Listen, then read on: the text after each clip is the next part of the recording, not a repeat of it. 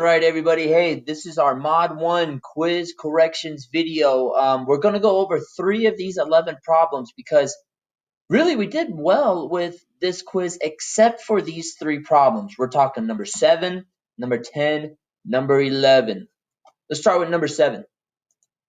Number 7 was a huge problem dealing with this function, g of x equals 7x squared minus 9 or something similar to it.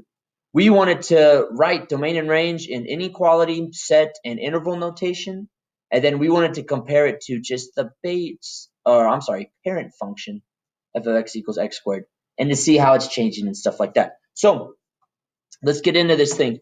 When we're writing inequality function, we got to look at what kind of graph we're going to have here. It's an x squared, which means it's just one of those simple parabola graphs.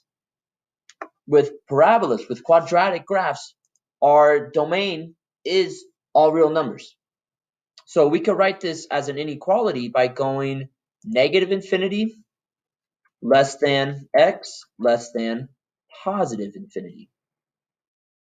The nice thing about inequality notation compared to set notation is it's the exact same thing. You just have brackets and an x in front of it.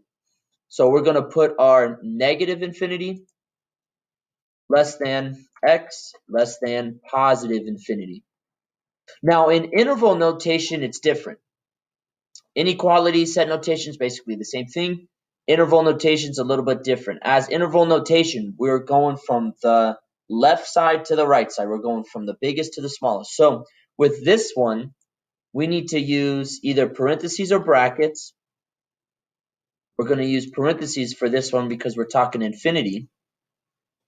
We can't include, we can't be equal to infinity. So we show that with parentheses. So there's our domain. Now let's take care of the range. Range is a little trickier with this problem. You have to think about where the vertex is of our quadratic. If I'm looking at this thing, normally it's at 0, 0, but I'm shifting it down because of that minus 9. So my vertex right now is at 0, negative 9, which means my range is y values greater than or equal to negative 9. Why greater than or equal to? Well, we could be equal to negative 9 because that's the lowest point and we're equal there. But we're talking everything above.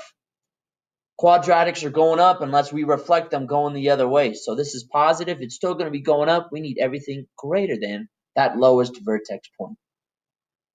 So inequality notation's done. Range notation, the exact same thing. Y greater than or equal to negative 9. Range is a little trickier. We have to think about our lowest point versus our highest point. Now, lowest is that negative 9. Highest is that positive infinity. We're equal to negative 9. So I need to use my bracket, negative 9, comma, all the way to the top, positive infinity. Domain, range, in the 3 notations. Now let's compare. We're comparing this to our parent function. This thing is stretched. How do I know that? Because it has a multiplier. It's being multiplied outside of the squared. So that means it's a vertical stretch by a factor of 7. It's translated. It's shifted. Well, like we said when we found the vertex, it's shifted down 9 units. So I go down 9 units. Let's see. Hopefully we're okay there on number 7. Let's do a little more. Looking at number 10 and 11. 10 and 11, we should have tried a little more. We should have got some of these ones here. Or maybe we tried and guessed too many times and we guessed wrong. But 10 and 11, it was kind of multiple choice, either yes or no questions. I'm going to break this thing down a little more. We're looking here at number 10. They want end behaviors. They want end behavior that approaches infinity as x goes to negative infinity. All that means is on our graphs, on the left side, are we going up? If we're going up, we're going to infinity, that's yes. So I'm looking at this first equation here. I have y equals negative 2x minus 5. I could graph this really quick. I know -5 is a -5 intercept. -2 is a -2 slope. Without judging the graph, without judging the artist, take a look. -5, -2 slope. So as we go towards the left, are we going towards infinity? Yeah. So we could say yes for this first one. Let's look at the second graph. This second one, it says 5 times x plus 2 squared minus 3. Oh, we got squared. That's one of those parabolas. So let's look at what we're multiplying. We're multiplying by +5. I don't care where you draw it. That parabola is going up.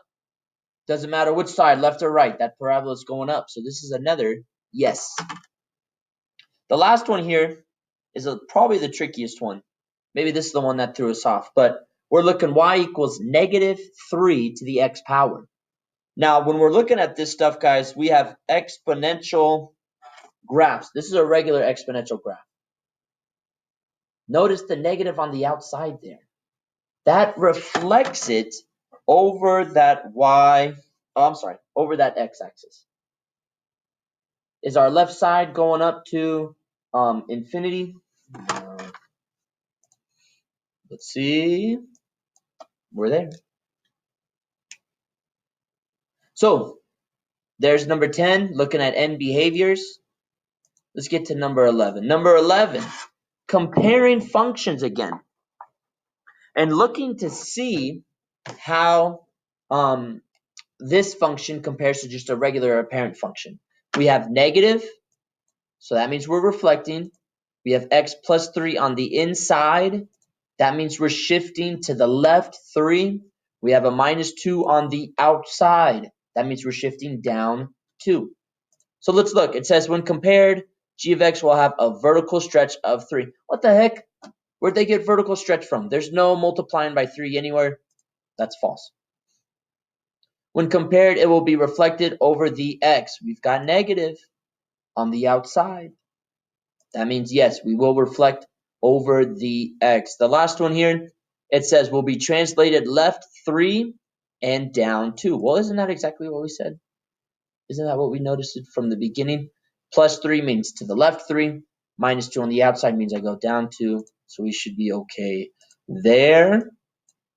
And with that, guys, there's a quick video working on Mod 1 quiz corrections. If you did really well on this one, please still do quiz corrections. Any points back for you would be beneficial.